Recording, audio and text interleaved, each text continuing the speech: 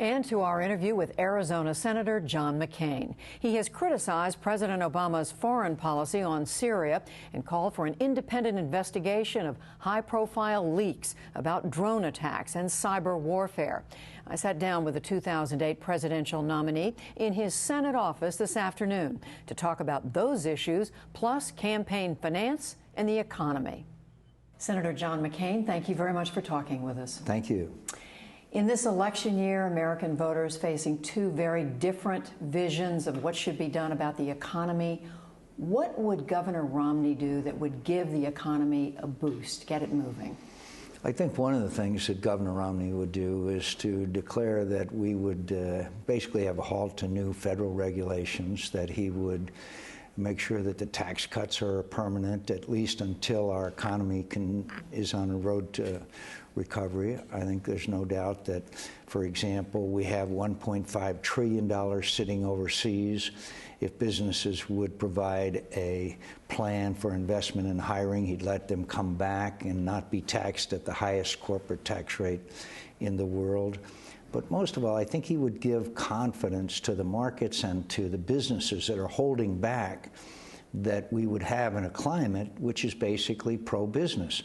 Now, whether it's right or wrong, there are many businesses today that believe that this administration is anti-business. So therefore, they're holding back on hiring and investment.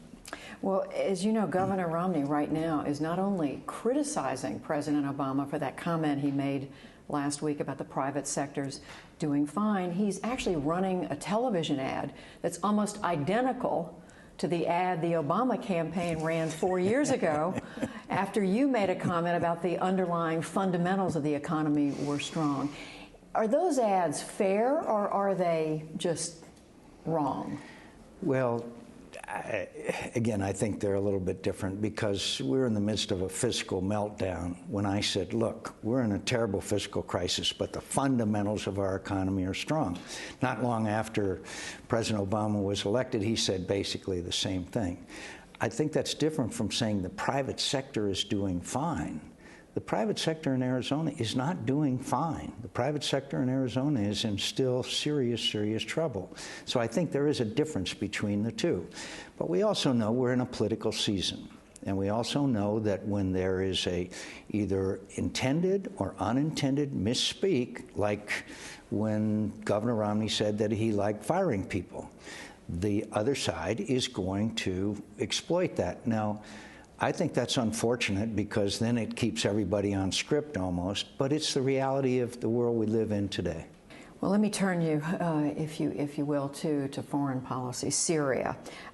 You've argued that military intervention is a necessary prerequisite to a political solution there. What specifically do you think needs to be done? First of all, we need American leadership. And we need American moral support for those who are being massacred. The President of the United States had a press conference just last Friday. He hasn't spoken out in favor of these people, in sympathy for the massacres and the torture and the rape that's taking place. Remarkable. We need American leadership. What does that mean? It means giving weapons to the people who are fighting against Bashar Assad.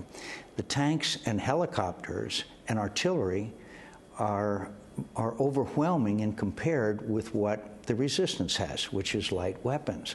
The torture and the rape and the murder continue on in an unfair fight. Do you still believe, Senator, as you said in March, that the United States should lead an international effort to have airstrikes against Assad's military? I think, first of all, we need to give them weapons with which to defend themselves. Second of all, I think we need to establish a sanctuary with other countries, Turkey in particular, but other countries in the region. And we need to tell the Bashar Assad that if he attacks that sanctuary, he will be punished with air power. And that air power would be a number of countries' air power, not just U.S. air power is needed to do so. I don't believe Bashar Assad can last long if he experienced a very robust resistance, because he's obviously lost the support of the Syrian people. But would you also need some sort of ground forces in the area? Because Assad's forces are operating very much in the middle of the civilian population.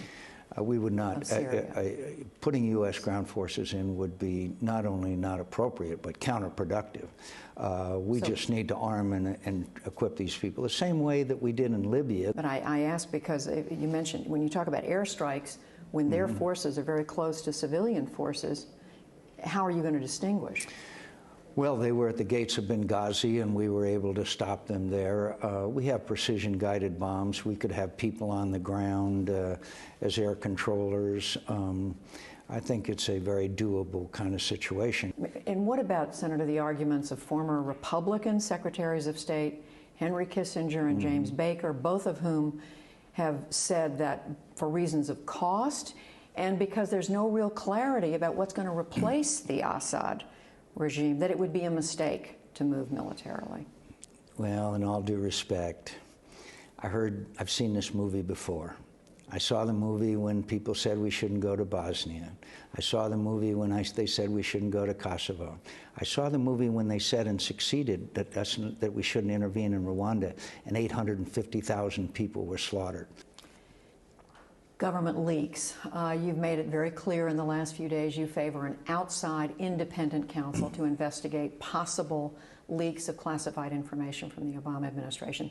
Today there was an lead editorial in the Washington Post. It points out past investigations like this have taken a long time, they've been very costly, and ultimately they've been counterproductive, in part because disclosing classified information in and of itself is not illegal. What's the right answer here?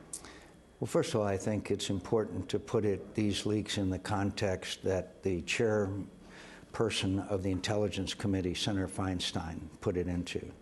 She said it was the worst security breach in the 11 years she's been in the Intelligence Committee, and that it has placed American lives at risk. Now, if actions are taken by anybody that puts American lives at risk, then we should find out who's doing it and bring it to a stop. I mean, it is unconscionable for me and I think American people to say, well, that's okay if they take actions that put American lives at risk. Final question, Senator, about campaign money. You have long been passionate about the idea of restricting the amount of money that flows in campaigns, but in the wake of the Supreme Court decision, Citizens United, we are seeing enormous sums of money going into this campaign, to the campaigns themselves, to outside supporters. I mean, is it just inevitable that we're now in a period where money is going to be playing this dominant role in American politics? I'm afraid, at least for the time being, that's going to be the case because of the most misguided, naive, uninformed, egregious decision of the United States Supreme Court, I think, in the 21st century. To somehow view money as not having an effect on election, a corrupting effect on election, flies in the face of reality. I just wish one of them had run for county sheriff. So what we are— one of the justices? One of the 5 Supreme Court justices that voted to invalidate what we know of as McCain-Feingold. Look, I guarantee you, Judy, there will be scandals. There is too much money washing around political campaigns today, and it will take scandals, and then maybe we can have the Supreme Court go back and revisit this issue. Remember, the Supreme Court rules on constitutionality, so just passing another law doesn't get it. So I'm afraid we're in for a very bleak period in American politics. You know, we all talk about, and you just did, about how much money is in the presidential campaign. Suppose there's a Senate campaign in a small state and 10 people to get together and decided to contribute $10 million each.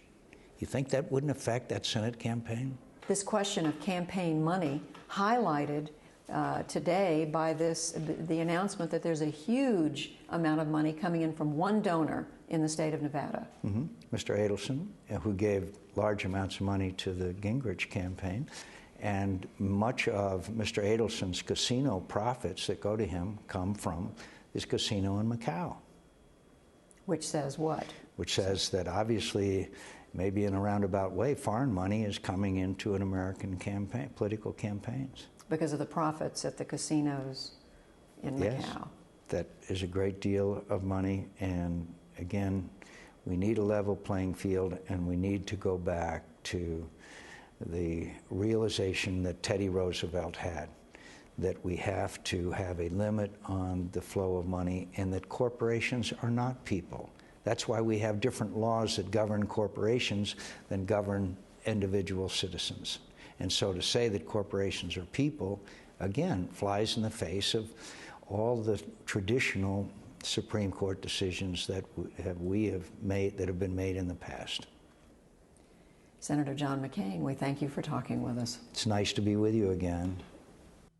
And there's more from our interview with Senator McCain online. He accuses the Obama administration of antagonizing Pakistan by encouraging India to form a closer relationship with Afghanistan.